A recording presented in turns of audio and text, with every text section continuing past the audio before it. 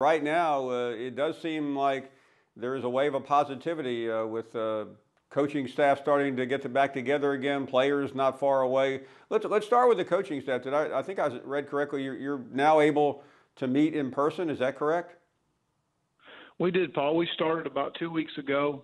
Had the offensive staff, the full-time coaches only, so we were limited staff-wise. We didn't have our analysts or GAs in, and they met from 8 to noon, and the defensive staff came in from 1 to 5.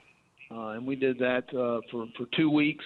And then as we started as a conference talking in terms of return to activity, I wanted to let the guys have a little time off before we crank back up, because I don't think we're going to have any more off time as we move forward. So we've taken this week off and part of next week. And then when the players start workouts back on June 8th, we'll be back in the office full time. We'll still be limited as a staff, and we practiced social distancing. We wore masks while we've been in the office, and we'll continue to do so in June.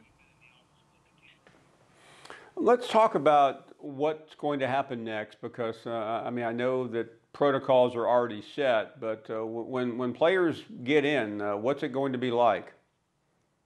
Well, what we've got set up is on June 1st, we'll be testing our team for COVID-19, and we'll be doing the antibodies test as well. And it normally takes 48 hours to 72 hours to get those tests back.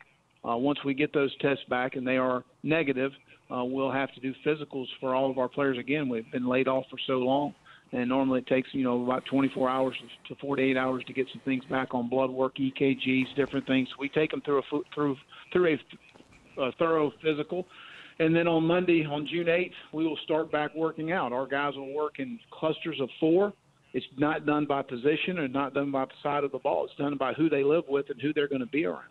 So clusters of 4 will enter the building together. We will take their temperature, ask them if they felt any symptoms change from breathing issues or anything like that. We'll take them straight to the weight room, and they'll get their workout in, and they'll be able to run. Like I said earlier, we're very fortunate to have a 20,000 square foot weight room. In the state of South Carolina, they want 5 people for every 1,000 square feet. So we're going to be able to get 20 to 25, 28 guys in there at a time, and we're going to have 4 to 5 different groups throughout the day. But once one group leaves, they'll leave through the weight room door. The next group, we will have 30 minutes to sanitize the building of where those guys worked out and where those guys walked through, and then we'll have the next group coming in, and they'll come in by 4s. We're just trying to eliminate the exposure that they have to people, to people from the outside especially. But I certainly think it's a safer environment here on our campus, in our weight room. And again, like I said earlier, I think we've got a very good plan in place. Talking to Coach Will Muschamp of South Carolina. Coach, I want to ask you, I agree. I think most people agree it's better to have the players on campus. Once they leave you, I know you can only admonish them or try to lead them so far, but do you have any control what happens once the players leave campus? Well, I talked to the parents last night. I said, I'm going to need a little help from y'all from a standpoint of direction. Our guys, we need to make mature decisions right here. And we can't be out downtown. I mean, those sort of things can't happen because it's all about the exposure to the unknown. And if we stay within our clusters and if we stay within our unit, I think that we're going to be in a really good situation as we continue to move forward and we find out more about the virus. I mean, just from today, we were told you were going to be sequestered if you were tested positive for 14 days. Now they're talking about they're going to bring it back to 10. They think it's safe. So, again, we're learning more and more as we go through this process. And I think that our guys just got to make good decisions, and leadership of our team needs to take over. Certainly we're going to make sure our guys adhere to all of the protocols that we have here within the building, but they're going to have to make some good decisions when they leave the building. And not to make, I do want to make too much out of it because I think it is that important, but I mean, everyone wants college football. I think that's the understatement of the century. It's now become part of your job and your communication that, and I'm really interested if this is how you're doing it, or is there another way that what's happening right now is going to determine what happens next? Is that a fair statement? I would say so, Paul. From a standpoint of just we're just in the unknowns right now. There's a lot more questions than there are answers.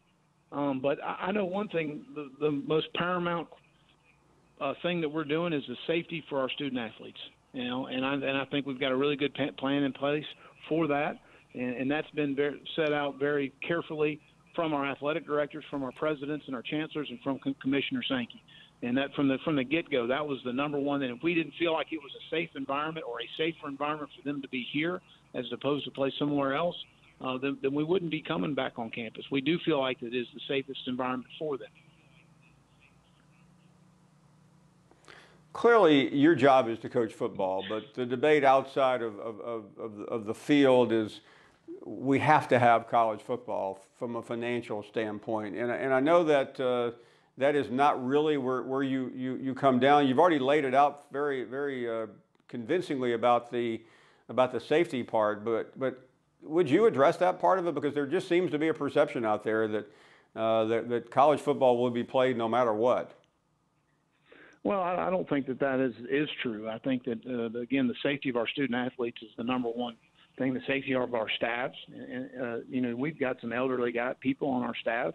We've got some guys that have underlying issues, you know, within our team and our staffs, and I'm sure that's the way it is across the country. So the health and safety of them is the most important part of that piece.